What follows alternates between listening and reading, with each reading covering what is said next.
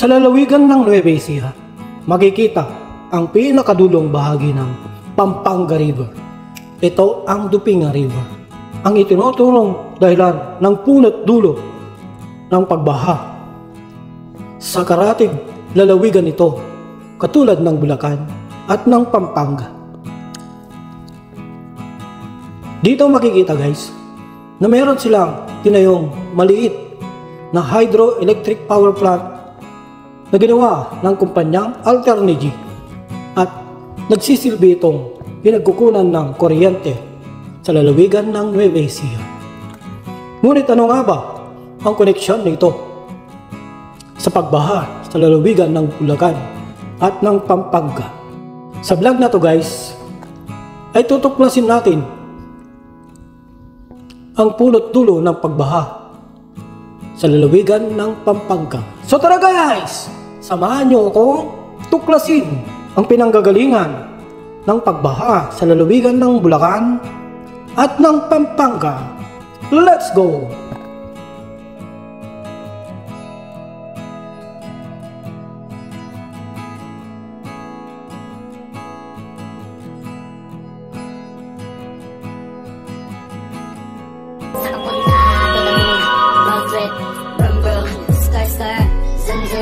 Guys, dito tayo ngayon sa boundary ng Palayan, ang kapitolyo ng Nueva Ecija at ng Laur, Nueva Ecija. So i-discuss natin ngayon guys ang punot dulo ng pagbaha sa lalawigan ng Bulacan at ng Pampanga. Particular na pupuntahan natin guys yung kahabaan ng Pampanga River.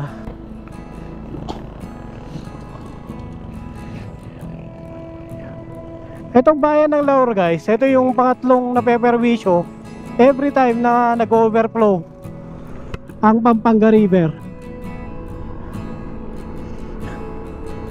Every time na yan, Sierra Madre na yan, umuulan dyan sa taas yan, hindi kinakaya ng Pampanga River yung dami ng ulan na binubuhos niya.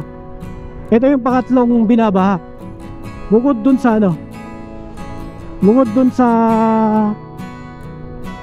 may Gabaldon, sa Cabanatuan, Aliaga, dito sa Nueva Ecija, binabaha din yung ilang parte ng Tarlac, particular yung Lapas Tarlac. Tapos kalaunan guys, papasok na yun ng Arayat, Pampanga. Arayat, Pampanga. Tapos bago pala yun, mababahin po muna yun, binaba ulit yung bayan naman ng San Antonio, Nueva Ecija.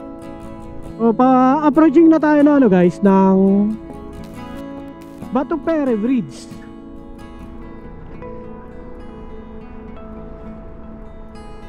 Ito na yun, o diba? Ganda.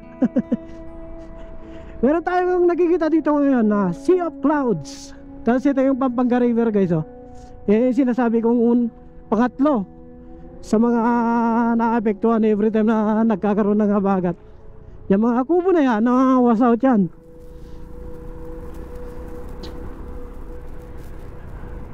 So ngayon po ay August 26. Nagdeklara ang DILG na walang pasok dito sa Nueva Ecija. Pero kung titignan nyo naman guys, maganda yung panahon. May makikita ka pang mga Sea of Clouds. Yan Sierra Madre Mountain Range yan guys. Ito yung kabaan ng Pampanga River. Yan pag umapaw to guys, pag inabot yung yung tulay na yan, actually may nakalagay sila doon warning device. Sigurado yan, babahan na dun sa bayan nila. Tapos babahin na rin yung Cabanatuan, Aliaga, tapos San Antonio, tapos sunod na Arayat, tapos punta na dun sa may Catch Basin sa Candaba, Pampanga. Meron pala dito, quarry site. Maganda kasi dito, yung mga buhangin nila sa bato guys. Mayaman talaga yung Sierra Madre Mountain Range pagdating sa buhangin at bato.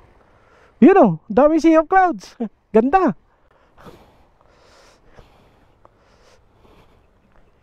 Yan yung tinuturong dahilan bakit nagkakaba dito. Actually, merong nakatayo dun sa sa gabal dun guys na maliit lang sa may Dupinga River.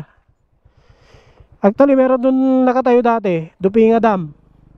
Pero nangasira na. Pinalitan nyo ng Nueva Ecija Electric Cooperative. Ang problema, maliit lang din yung yung pinalit nila doon. Hindi kaya accommodate lahat ng ng tubig na nanggagaling sa Dingalan Aurora. Ayan yung warning device. Pag umabot ng red level yan guys, minsan pag nag-overflow to guys, umaabot na yan dyan sa may mismong tulay na. Ang lalim na yan. Nangangawas out yung mga cottage dyan pag dumadating yung punto na ganun. Silang nakalagay na CCTV. Ito yung early warning device. Yan. Koika. Kilala ko kung sino nagkabit niyan guys. Shoutout pala yung sa ahente niyan, si Ahente Moto. Paggamit naman ng big bike mo, dali natin dito sa Dingalan. Papunta yan na Dingalan. Alam ko guys, hindi pa nakakarating dito yun yung big bike niya. Tayo ng guys, kabayanan ng Gabaldon, Nueva Ecija. Maligayang pagdating sa Agila ng Gabaldon. Ayun nawala na yung waterfalls niya. Kuha na natin guys. Saglit lang naman. Ito, I love Gabaldon. I love Gabaldon, Nueva Ecija.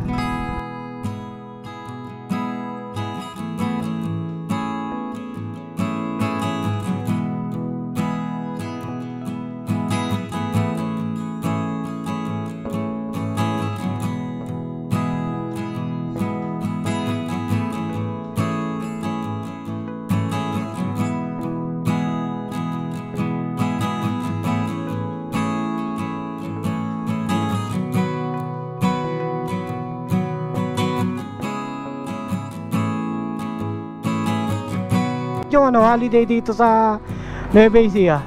Ang daming turista pumunta daw silang Dingalan. Ayun mamamasyal lang habang holiday. Extended yung holiday nila. Sana all. Mula Sabado hanggang Martes. Nang Labi River doon sa kabila. Meron pa maganda dun sa kabila, yung Villa Aurora. So dito na pa tayo sa Calabasa River. Ito ay sakop pa rin po ng Gabaldon, Nueva Ecija. Ayan ito yung nasira dati guys nung dumating yung Bagdong Karding. Talagang wash out tong dam na to Tapos ginawa nila, tinaasan na to, sabay kinongkreto na. Ito na yung Calabasa River Uy, may Insta 360 guys ang taas.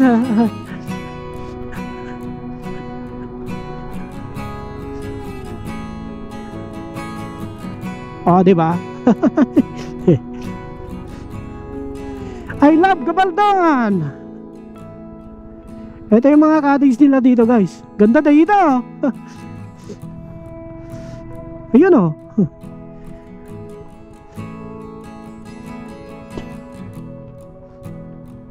diba?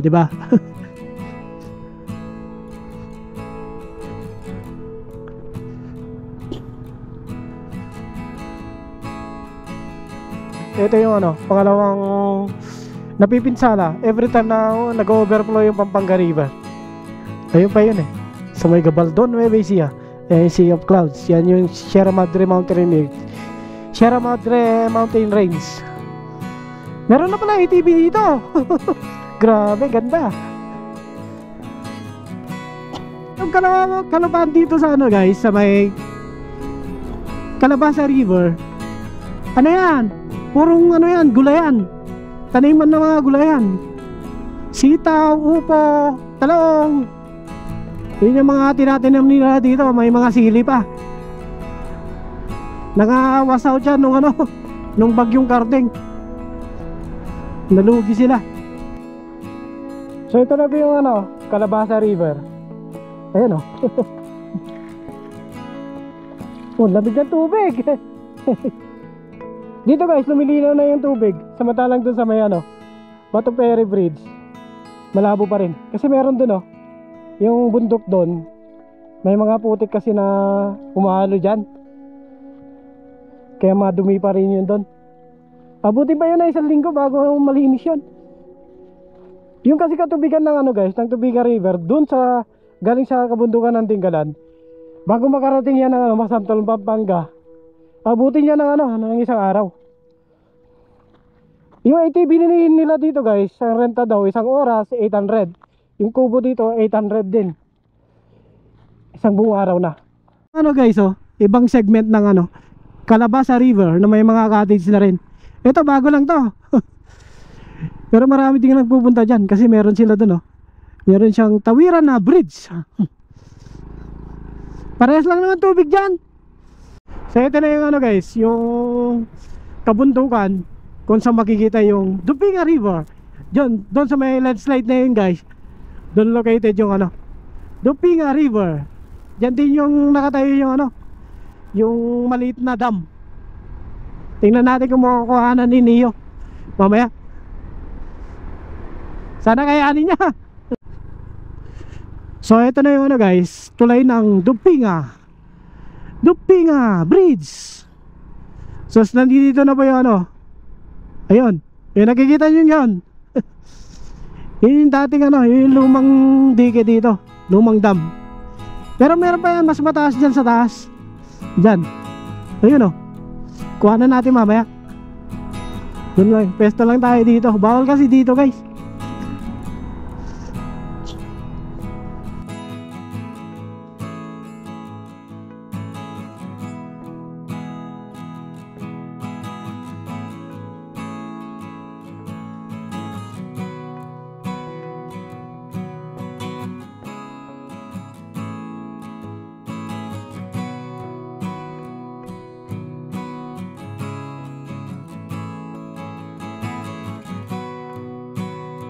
Ayun yung guys yung hydroelectric power plant ng Nueva Ecija Electric Cooperative.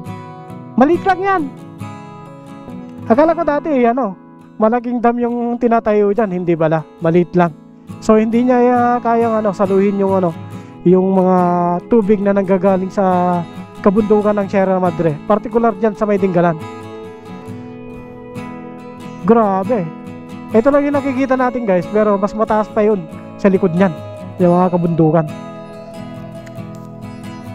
Hanggat hindi natatayuan ng malaking dam ang bukana ng Tubiga River o ng Pampanga River, ay patuloy pa rin itong tatanggap ng malaking volume ng ulan galing sa kabundukan ng Sierra Madre at patuloy pa rin babahin ang mga kabayanan na nasasakop ng Pampanga River. Partikular na ang catch basin ng Pampanga hanggang dun sa dulo kung saan makikita ang kabayanan ng Macabebe, Masantol, Hagonoy at Columpit. Kung matatayuan man lang sana ang Tubiga River ng malaking dam, ay malaking tulong sana ito, hindi lamang para sa mga katubigan na may bibigay sa mga lupang sakahan dito sa Nueva Ecija, pati na rin sa mga sakahan sa Pampanga, Tarlac at Bulacan.